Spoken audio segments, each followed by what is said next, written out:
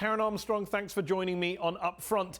You often hear people say religion has been behind many, if not most, of the wars in history. It's behind much of the violence that we see in the world today, from ISIL in Syria or the Israel-Palestine conflict or the quote-unquote Hindu-Muslim standoff in Kashmir to Northern Ireland. What do you say to them? We never go to war for a single reason. Military historians tell us that there are always multiple factors involved. Military, territorial, and above all economic, as well as political and social. And similarly terrorism. Religion is implicated in all these aspects, and all these conflicts and all these troubles. But if you look at Northern Ireland, it was a very minor component. This was a nationalist debate for two competing people in a single country. The IRA people very rarely went to church or went to mass. They call themselves nationalists. But many would say today, when you have perhaps two of the most violent, brutal, messianic groups on earth, for example, Boko Haram in West Africa and ISIL in the Middle East, both claiming that they're fighting a holy war for God, for Islam, for jihad, should we just discount that? Should we just not believe what they're saying, not take them at their word? Certainly they're making use of religious precepts, religious quotations.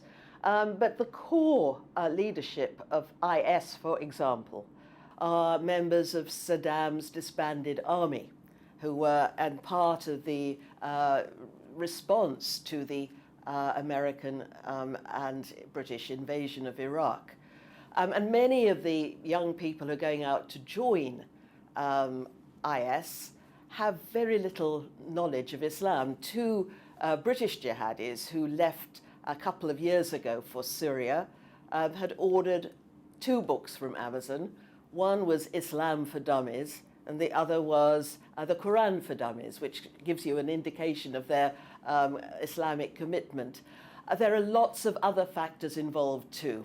You mentioned rightly that a lot of the ISIL leaders are ex-Saddamites, ex-Baathists, you know, in there clearly for their own opportunistic, power-grabbing motives. But at the same time, while conceding that, surely you also have to concede that the leader of ISIL, the self-proclaimed caliph, Abu Bakr al-Baghdadi, does claim to be a caliph, a religious leader, God's vicegerent on earth. He does have a PhD in Islamic studies. So what would you say when people say, well, hold on, the group's leader is a religious fanatic? You know, religion like anything, like cooking, like sex, like art, can go bad. You can have bad art and you can have bad religion. We just have a brilliant way of fouling things up. But I think if we just put it down, the dangerous thing is just to say, for example, that there is some inherent bias in Islam that pushes people towards that. No more is that true in Islam as it is of secularism, as it is of Christianity or Judaism. And of course, any ideology, be it religious or secular, has its fanatics.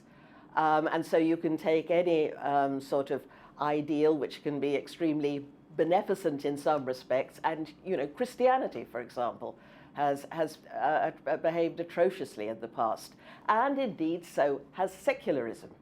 And we often talk about the wonderful tolerance of secularism and its love of freedom, for example, but in fact it's been very violent in its short history too. That's not to deny that the ideals of secularism are good. They are excellent. But they have been interpreted in an extremely brutal way. You've said in the past that we've recoiled quite rightly from our anti-Semitism, but we've still not recoiled from our Islamophobia. How do you turn that around? How do you get people to recoil from that? Is that even possible in a climate in which some Muslims are blowing stuff up? This is really not helping matters. I got into this business about writing about Islam way back at the time of the Salman Rushdie crisis in 1990. And because I was appalled by the way in which the people who were supporting Salman Rushdie segued from an out-and-out denunciation of the Ayatollah's fatwa into an out-and-out denunciation of Islam as a bloodthirsty, evil religion. And I thought this is exactly the kind of language that was used in the 1930s and that made the concentration camps possible. And I am very worried about the loose way we talk about Islam in the West. I think, particularly here in Europe, we can't afford that kind of speech anymore with our record. You started off as a nun. You mentioned you've been on a journey. You left the convent disillusioned, having rebelled. You've described your early writings as Dawkins-esque. What brought you back to religion? What made you reevaluate? And how would you describe your faith, your religious identity today? I think I've just explained about the process of study for me. And I would still describe myself perhaps as convalescent in recovery after a bad religious experience. I don't belong to any particular religious affiliation or don't belong to a church or a mosque or a synagogue. I can't see any one of the great world's religions as superior to any of the others. Each has its particular genius, and each has its particular failings or Achilles' heel.